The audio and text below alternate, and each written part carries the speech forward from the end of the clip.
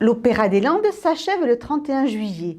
Notre journaliste a rencontré l'homme clé de ce festival, Olivier Touzis, qui nous dévoile les dessous du spectacle.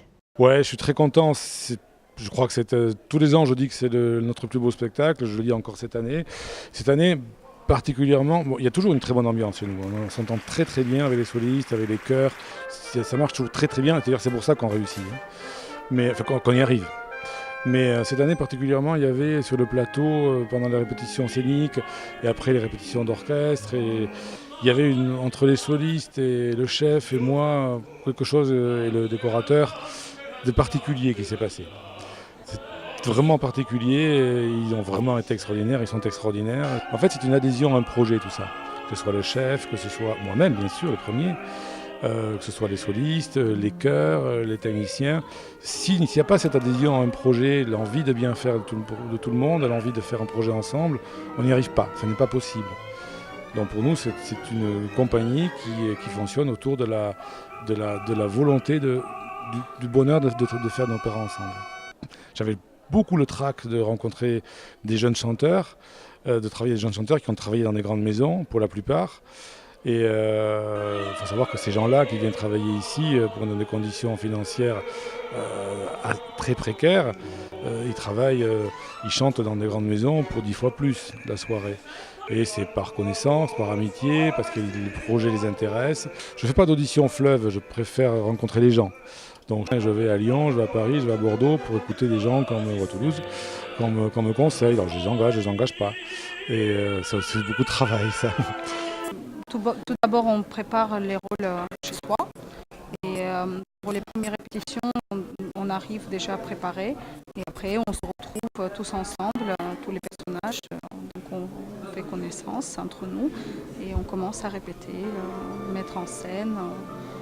Voilà, avec un metteur en scène et avec un chef d'orchestre plus tard. C'est notre métier, donc l'opéra, le but c'est d'apprendre plein de langues, parce que l'opéra est dans plein de langues, et l'italien est la première des langues vraiment à maîtriser pour pouvoir lire une partition comme celle-ci.